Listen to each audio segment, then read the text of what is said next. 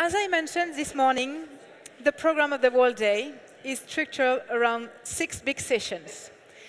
So we already have been through the ADEX benchmark.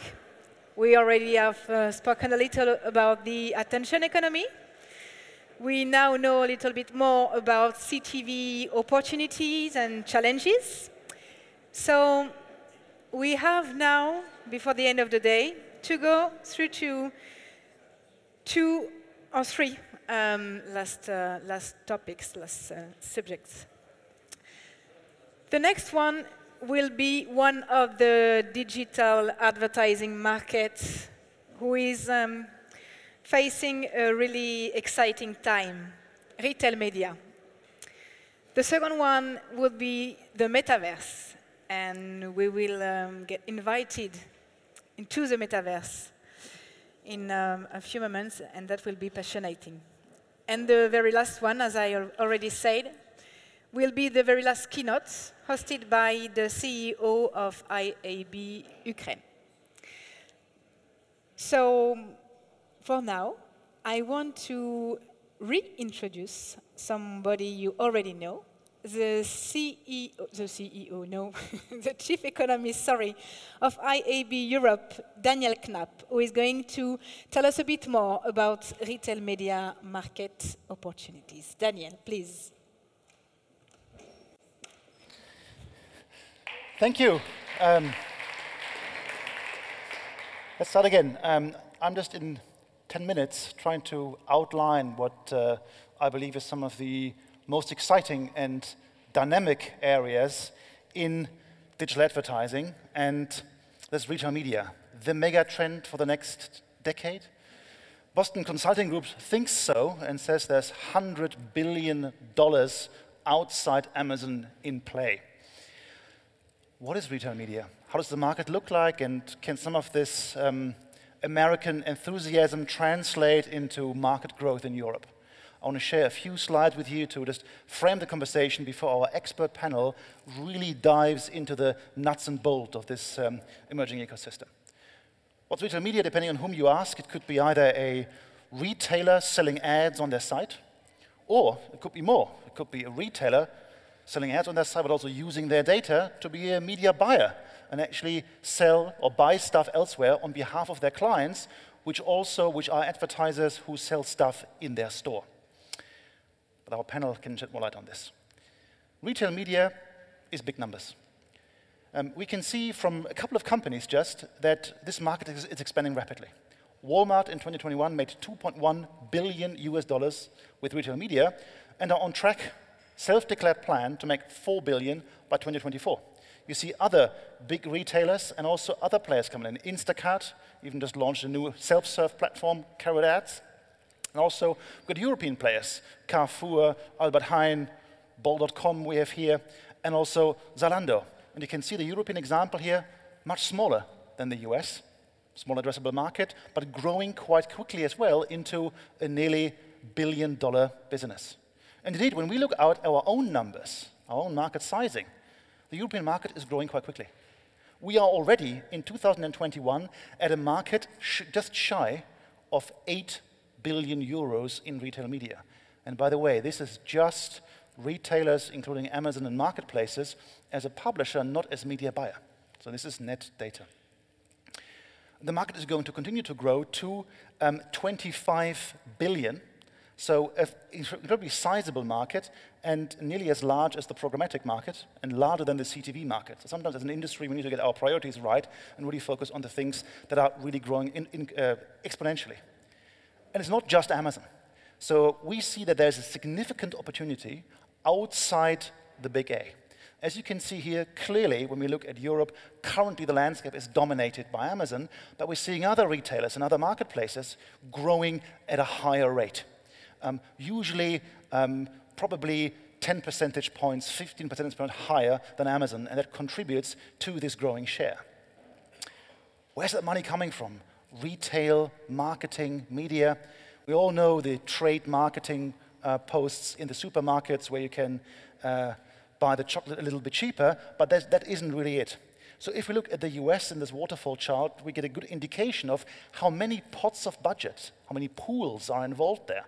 that can create some confusion, and I'm sure our panel will shed light onto that as well. So organic growth in digital, we saw that this morning. There's shift from other digital channels, so not incremental budget, but a reallocation. Then a shift from non-digital advertising. But then this big elusive pot here, the US is 21 billion, and currently it's that for brick and mortar retailers, predominantly in Europe, trade marketing, i.e. these promotions in the supermarket and other things going online, and then some other stuff. 2021 was really a fire starter year for retail media in Europe. Many have done it for a long time, but many are selling ads on their homepages. But now with a perfect storm of the cookieless future and the explosion of e-commerce coming together, it has created this high-oxygen environment in which retail media can thrive. And we saw just recently new launches or relaunches of retail media networks in Europe. How much money are retailers making? It's a bit of a guessing game. Some are reporting numbers, some aren't. But there's some models we can use, some estimations. We're going to test the waters. So one good idea to do it, it's not perfect, is to look at the gross merchandise value, i.e. the transactions on the website, and see what percentage of that could be allocated, what percentage of that would be retail media ad revenue. Because we know it from some companies, so we can benchmark a little bit. There's a conservative case, there's a likely case, and an aggressive case. We currently think, it's a thesis, that currently the European market is in this pocket here, in the nascent pocket. You can see the share of online GMV that these retailers, presumably, some we know, make from retail media.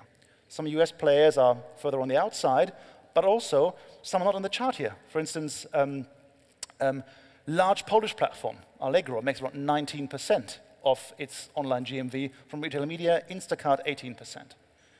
And the colored area here is the landing zone, i.e. where likely European retailers want to get to. And of course that means increase the GMV and increase the retail media spending more than that. With markets, we don't know all markets yet, but we did an analysis of a couple of markets in Europe, namely these here, and we see that France, in terms of penetration, i.e. retailers having a retail media offering of some sort, is currently dominating. But I think what's really exciting here is that a whole new ecosystem is emerging. I always said, who's a buyer, who's a seller? We got new intermediaries, specialist partners, we got cloud providers, clean room providers, retailers, agencies, specialist sell and buy side tech, all coming together, rapidly creating a new ecosystem. Sometimes in analogy to the programmatic world, but it goes much further, because it goes often much deeper into the systems integration of commerce, CRM, fulfillment systems. It's quite different. In a sense, it's marketing that goes more to the core of the actual product that's being shipped. Why now? I already mentioned it, the perfect storm, but you can clearly see why retailer data is so important and so powerful. Where with the splinternet emerging here with its own siloed internets, it's extremely crucial for players to combine the conversion event and the ad exposure, the other way around, into the same platform, or use first-party data to retarget or address audiences elsewhere. But of course, do that in a way that data doesn't leak.